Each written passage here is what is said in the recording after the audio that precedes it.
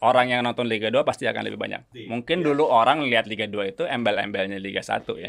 Sekarang mungkin ya sebaliknya.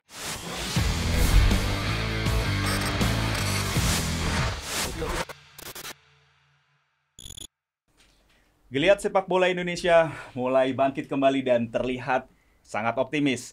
Pada hari ini saya kedatangan sosok yang membuat sepak bola di Liga 2 akan betul-betul membuat suasana makin menggairahkan. Karena Liga 2 diprediksi mulai tahun ini akan kelihatan sangat menarik. Bersama saya perkenalkan Mas Bima Sinung, CEO dari tim Sulut United. Apa kabar Mas Andika? Baik kabarnya Mas, thank you udah datang Mas Bima. Sama-sama, terima kasih banget udah diundang di platformnya Mas Andika. Aduh, kita senang banget nih kedatangan Mas Bima nih. Mas, kesibukannya dari masa sekarang ya kayak kita masih pandemi lah Mas ya sekarang ya. Tapi apa nih Mas kesibukan Mas Bima sendiri bersama sepak bolanya nih? Ya, mungkin memang seperti kita ketahui bersama, kita masih menunggu kepastian bergulirnya kompetisi Liga 2 di musim tahun 2021. Betul. Ya, cuman kan memang artinya persiapan tim tidak menunggu kepastian. Kita juga harus tim sudah mulai bersiap di sebelum bulan puasa. Jadi pas sekitar seminggu sebelum bulan puasa itu tim sudah mulai bersiap. Jadi rekrutmen juga otomatis sebelumnya sudah kita siapkan. Jadi intinya kita sudah bersiap lah. Jadi kalau ancar-ancar kan kompetisi akan bergulir di bulan Juli ya. Jadi kita dengan mempersiapkan tim dengan asumsi ya kompetisinya jalan di bulan Juli. Iya. Nih saya mau nanya langsung nih ke topik yang sangat menarik nih. Menurut Hot topic. Menurut Mas Bima nih, Liga 2 nih besok, wah luar biasa nih atensinya. Saya sebagai pemerhati sepak bola nasional benar-benar kayak kalau misalnya ada yang premium platform, saya pasti langsung subscribe tuh. Misalnya ada yang nyarin live di Liga 2 karena benar-benar akan menarik.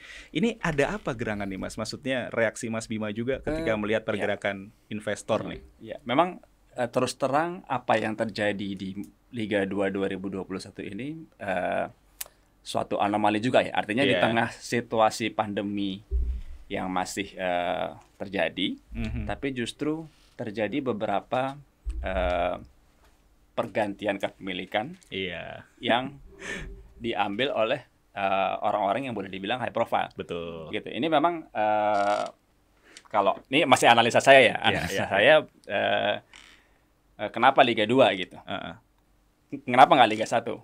Ya, pasti karena mungkin itu value-nya Liga 2 untuk orang mulai invest pasti itu lebih terjangkau dan lebih kecil. Kalau Liga 1 mungkin sudah terlampau besar mereka masuk. Gitu. Tujuannya apa? Ya ini pasti bermacam-macam juga gitu. Ada yang mungkin memang pure business untuk mengembangkan sepak bola, atau ada yang mungkin untuk tujuan prestis dia dipandang di masyarakat, atau mungkin ya saya nggak tahu, mungkin politik juga gitu ya. Nah, jadi memang luar biasa nih, mulai dari Persis Solo, Dewa United, Cilegon United, PSPS Pekanbaru, PSG Pati, itu paling nggak itu 5 itu. Betul. Persaingannya pasti akan luar biasa. Kalau saya lihat sih. Ini menarik sekali. Tim baru yang tadi kelihatannya juga udah siap meramaikan, belum hot property juga ya. Sulut United, Persiba, Sriwijaya, Mitra Kukar dan yang lain, PSMS. Terus gimana nih ngeliat peta persaingan ini Mas? Mungkin satu dulu ya, sebelum masuk ke persaingan, saya melihat di iklim environment perkembangan sepak bola ini merupakan hal yang bagus gitu, dan meningkatkan value Liga 2 gitu. Pasti. Mungkin dulu orang lihat Liga 2 itu embel-embelnya Liga 1 ya. Sekarang mungkin ya sebaliknya. Itu satu, kalau saya lihat positifnya akan meningkatkan value dari Liga 2. Orang yang nonton Liga 2 pasti akan lebih banyak. Otomatis mudah-mudahan akan mengundang misalnya sponsor yang lebih banyak juga ke Liga 2. Itu dari sisi value-nya. Tapi kalau memang kompetisi, ya pasti makin berat. Udah pasti akan setengah mati untuk naik ke Liga 1 itu. Perjuangannya pasti nggak gampang ya. Akan semakin ketat, ya apalagi kita lihat sendiri, Solo materinya luar biasa. Gitu. Untuk nandingin materi Solo ya terus terang berat ya. Cuman belum yang lain-lain ya. Yang lain-lain. Tapi artinya kita tetap mempersiapkan, kita nggak terlalu ngeliat orang lain lah. Kita lihat ke diri kita sendiri, kita persiapkan tim sebaik mungkin ya agar tim ini ya bisa kompetitif untuk menjadi salah satu yang terbaik di Liga 2. Betul. Gitu. Jadi itu sih saya lihatnya. Oke, kita bicara ngomongin masalah bisnis nih. Kalau misalnya dari sisi strategi yang Sulut United nih, terutama masalah situasi pandemi ini nih, Mas. Ini seperti apa melihatnya nih, Mas Bima nih? Ya, memang pasti dari sisi revenue kita pasti akan jauh berkurang karena liga akan diadakan tanpa penonton. Kemudian dari sponsorship pun masuk pasti agak tahan-tahan gitu kan. Mereka juga ngelihat kalau liga tanpa penonton ini kan juga exposure ke mereka sponsor akan sangat berkurang gitu. Walaupun mungkin kabarnya akan disiarkan secara live ya seluruh pertandingan. Oke. Nah, cuman mungkin ya pasti strategi cost saving itu pastilah. Jadi memang Sulut United musim ini akan dijalankan dengan yang lebih konservatif budget lah ya. Oke. Konservatif budget, kita pemain lebih banyak mengandalkan pemain muda. Ya, pemain yang diselipin dengan pemain-pemain senior. Jadi memang secara cost paling besar klub apa sih? Ya terutama kan pemain. Iya, betul. Jadi memang artinya tapi juga kualitas walaupun kita banyak pemain muda tetap kita jaga gitu ya. Ya. Jadi makanya salah satu pertimbangan kita persiapannya agak sedikit lebih lama karena tim ini tim muda. Oke. Tim muda dan kebanyakan pemain baru, mungkin hanya sekitar 20% yang pemain lama. Jadi kita perlu persiapan yang sedikit lebih lama gitu dibandingkan tim lain mungkin ya. Sudah lengkap nih Mas, roster pemain? Sudah lengkap sih, sudah lengkap. Mungkin ada 1-2 lagi tambahan. Oke, berarti benar-benar udah ready to fight. Ready to fight. Nah, kita ngobrolin masalah home base-nya sendiri nih. Kalau asalnya Sulut United Manado ini kan mungkin sudah lama banget ya Mas ya. Bahkan yang kita ingat sebenarnya saya kembali lagi sebagai yang nikmatin sepak bola, ingatnya dulu adalah cuman Manado itu dengan sepak bolanya Stadion Kelabat sempat menjadikan final alternatif pertandingan waktu itu yang PSIS juara nih Mas. Nah, sebenarnya gimana sih geliatnya nih dengan kehadiran Sulut United ini sekarang di kota Manado seperti apa nih Mas? Ya, karena ya mungkin seperti yang Mas Andika bilang tadi ya, memang sepak bola ya kita lihat Sulawesi Utara tidak hanya Manado ya. Sulawesi Utara itu kan boleh dibilang mati suri dalam arti tidak ada klub yang berkompetisi di highest level Liga 1 atau Liga 2 untuk sekitar mungkin 15 tahun lebih. Luar biasa ya. 15 tahun. Jadi memang vakum. Jadi tapi di sisi lain kita melihat potensinya besar. Sangat betul. Potensinya besar karena kita ketahui punya sejarah dengan Persma, dengan Persmin, dengan legend-legendnya banyak banget Mas. Legend-legendnya banyak nih. Terakhir Firman Utina ya. Itu. Potensinya luar biasa kita melihatnya. Memang challenge-nya kita sebagai klub baru, kita bangun fanbase ini dari nol, membangun market dari nol. Jadi tapi di sisi lain ya kita berkembang bersama dengan fans. Itu challenge-nya sih memang kalau kita lihat dari sebenarnya target Sulut United di 5 tahun pertama adalah memang membesarkan fanbase dulu. Itu memang target utamanya itu. Jadi kalau fanbase-nya udah besar, mungkin kita kelola komersialnya bisa lebih banyak yang digarap gitu kan. Jadi memang, mungkin 2-3 tahun pertama lah kita membesarkan fanbase dulu. Gitu. Sudah kelihatan Mas? Sudah mulai kelihatan dukungan fans cukup fanatik. Ya walaupun jumlahnya mungkin belum terlalu besar, tapi sudah cukup fanatik sih. Artinya mereka care dengan Sulut United, mereka bantu mungkin bukan dalam bentuk yang tapi bukan dalam bentuk yang sumbangan yang besar atau apa, tapi misalnya gini nih, kemarin tuh waktu musim kemarau gitu, lapangan kering gitu, mereka itu dengan sukarela datengin pemadam kebakaran sendiri untuk nyiram. Mungkin secara value nggak terlalu besar, tapi dari sisi ketulusannya kita amat sangat Dan itu benar-benar proaktifnya dari luar biasa ya. Proaktif. Dan itu satu. Yang kedua, kalau dari geliat sepak bolanya sendiri, kita lihat ada sih impact positif. Jadi mulai berkembang tuh. Mungkin orang-orang yang tadinya lo mau ngapain main bola di Sulawesi Utara gitu, mau kemana gitu. Sekarang udah ada targetnya kan. Misalnya SSB gitu. udah mulai hidup kembali. Jadi mereka kan ada target, berarti saya suatu waktu bisa nih bermain di Sulut United gitu. Jadi ada seperti itu gitu. Yang tadinya mungkin talent bakat-bakat di sana itu kan larinya keluar gitu ya. Dan itu relatif juga berkurang dibandingkan dulu ya. Nah, sekarang mungkin ada targetnya gitu bisa bermain di Sulut United. Oke, sempat gitu. Juga ada kayak bikin semacam bukan research, mungkin diskusi bersama dengan tokoh-tokoh atau pemain legenda di sana. Sempat juga kita sempat memang kita sempat tim saya di Manado, masih Pak manajer saya Pak Rido itu sempat juga, dan beberapa teman saya, rekan saya memang mengundang stakeholders sepak bola lah di Sulawesi Utara. Gitu. Penting tuh. Penting. Ya, artinya kita mau masuk ke sana supaya jangan ada salah persepsi. Misalnya nih klub, ini Sulut United itu klubnya si X, klubnya partai A gitu. Itu kan pasti ada persepsi seperti itu. Jadi kita clear dulu. Kita datang ke sini ini untuk mengembangkan sepak bola Sulut United, Sulawesi Utara. Jadi kita mau maju, cuman nggak maju sendiri. Majunya ya sama-sama Provinsi Sulawesi Utara gitu. Dan yang kita harapkan nanti Sulawesi Utara juga bisa berbicara banyak lagi di sepak bola nasional dan menghasilkan pemain-pemain nasional. Oke. Nah, sekarang bicara masalah aset klub, salah satunya yang paling penting pastinya infrastruktur, stadion, home base. Apakah tetap melihatnya bahwa stadion ini punya rencana panjang di kedepannya, Mas? Pasti ya, artinya kita memang yang sekarang ini adalah kita per tahun sih ya, pengelolaan dan penyewaan stadion itu sifatnya masih short term per tahun. Memang yang kita inginkan supaya kita bisa kelola lebih optimal lagi, ya kita lebih long term lah, 3-5 tahun gitu. Jadi itu sih kalau stadion, supaya kita bisa juga arahnya mau kemana gitu kan, stadionnya mau kita bikin ada mungkin commercial areanya atau apalah gitu bisa kita kembangkan gitu di situ. Kalau per tahun kan kita juga sulit mau invest dalam jumlah yang cukup besar, kan agak terbatas gitu ya. Jadi memang rencana kita sih kita sudah mengajukan sih proposal ke pemerintah provinsi.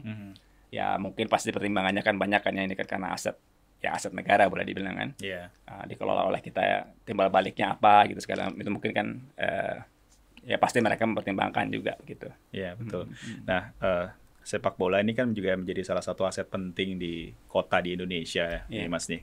Kita bicara Sulawesi Utara atau spesifik lagi misalnya kita ngomongin Manado, kuliner, tourism, ya kan? Apakah ini juga akan sesuatu yang menjadi salah satu strategi dari klub juga untuk melihat sport tourism misalnya? Memang betul sih. Karena memang kan Manado, Sulawesi Utara merupakan salah satu target turisme juga. Dan kalau nggak salah itu turisme terbesarnya dari Cina. Datangnya dari sana Cina. Ya. Dan datang memang mereka bebas visa ya. Bebas visa dan sebelum pandemi itu amat sangat kencang banget.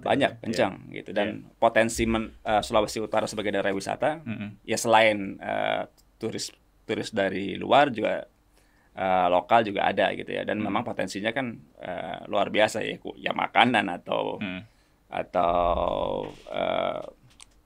misalnya pantai dan diving, orang banyak juga diving di sana di Bunaken gitu kan. Dan ada gunungnya juga. Jadi alamnya kan ada pantai, ada gunung yang memang dan dekat gitu kan mereka kan. Karena daratannya memang nggak terlampau lebar. Jadi antara daerah pegunungan dan daerah laut itu nggak terlampau jauh. Jadi memang saya lihat dari sisi kita cobalah nanti mengembangkan gimana caranya mengembangkan sepak bola ini juga sejalan dengan turisme di Sulawesi Utara gitu. Karena saya melihatnya sebenarnya kayak misalnya kita bicara masalah turnamen usia muda ya Mas ya, yang internasional.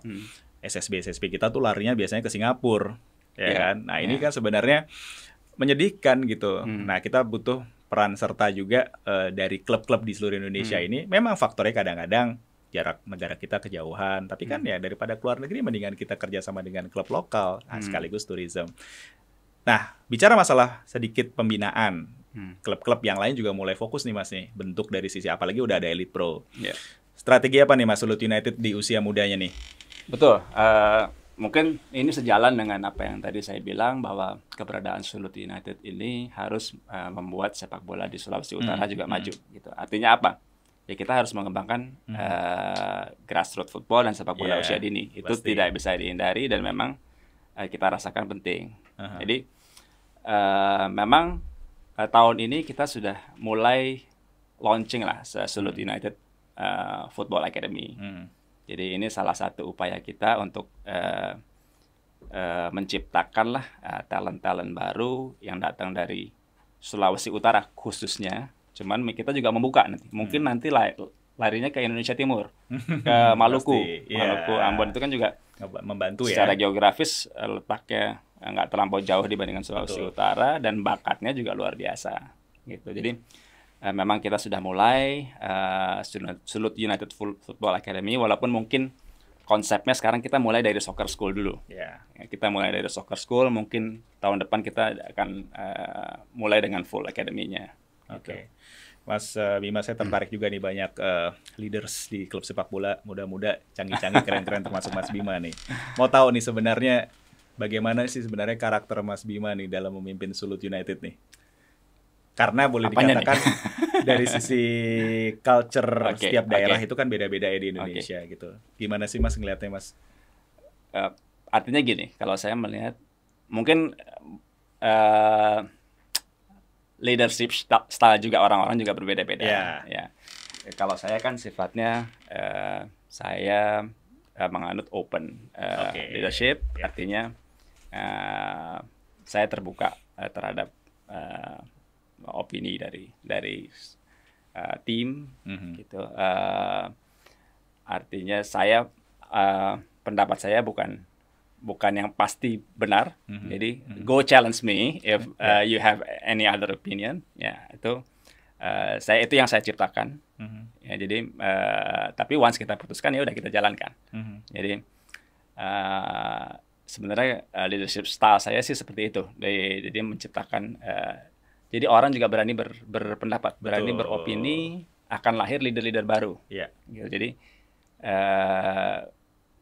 itu ya sih yang saya harapkan nanti di Sulawesi Utara ini akan lahir leader-leader baru yang membawa kemajuan buat sepak bola Sulawesi Utara juga gitu ya.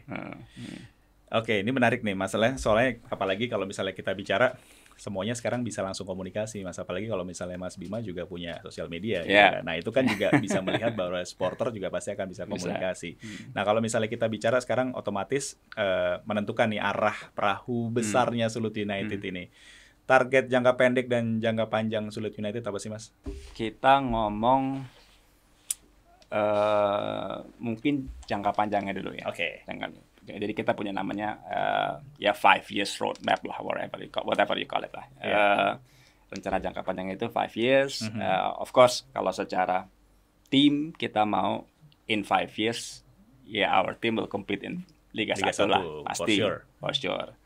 Liga 1. Selain itu kita mau juga Sulut United ini bisa membentuk selain teknis juga karakter pemain bagus di sini gitu. Jadi not only technical side tapi juga karakter. Ini sih juga penting. Karena ya sorry to say memang ada pemain-pemain sepak bola yang kurang gitu di karakter dan attitude gitu ya. Jadi itu yang kita mau ciptakan juga.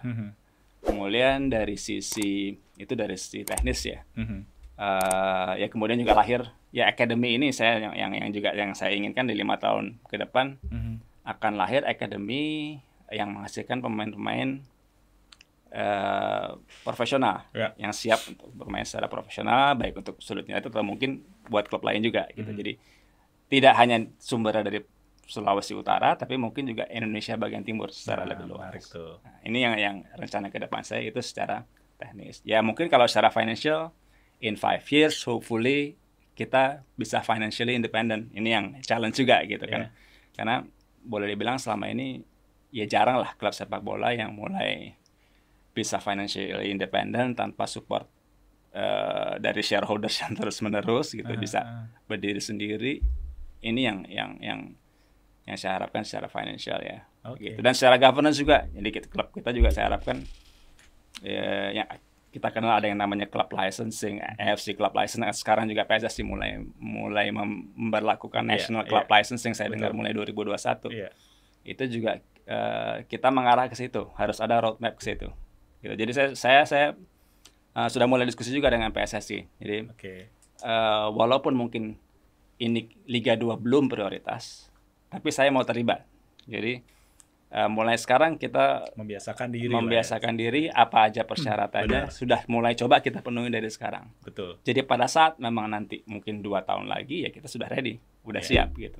Karena otomatis itu membantu checklist kesempurnaan klub juga. Betul. Sih. Itu kan membangun sistem agar memang klub bisa berjalan sustainable gitu kan. Itu tuh udah ada syaratnya kan macam-macam, ada sporting kriteria, infrastructure kriteria, ada financial kriteria, ada legal kriteria, itu yang semua yang akan coba kita penuhin. Itu sih. Kalau short term ya memang kita ya membangun tim yang kompetitif dulu deh untuk bisa promosi di Liga 1. Gitu. Memang kalau tahun ini ya tetap kita berusaha. Cuman mungkin ya dalam kita harapkan either 1-2 tahun ini kita bisa promosi ke Liga 1. IPO termasuk di dalam long term? IPO I have to talk to shareholders kalau itu. Memang ada, memang pasti kalau yang tipikal new investor ya mungkin kita lihat Bali United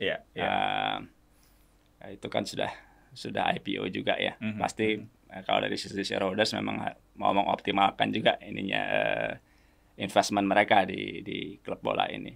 Gitu. Cuman kan kita lihat lagi lah itu.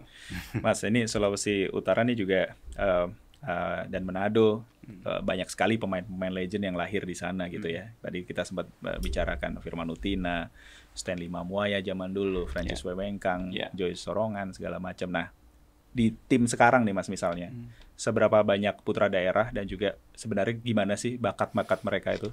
Putra daerah tahun ini mungkin sekitar 7-8 pemain. Nah, kita memang tahun kemarin juga sekitar 8 pemain. Memang kita juga prioritas dari rekrutmen pemain sudah pastikan technical side. Sudah pasti technical side.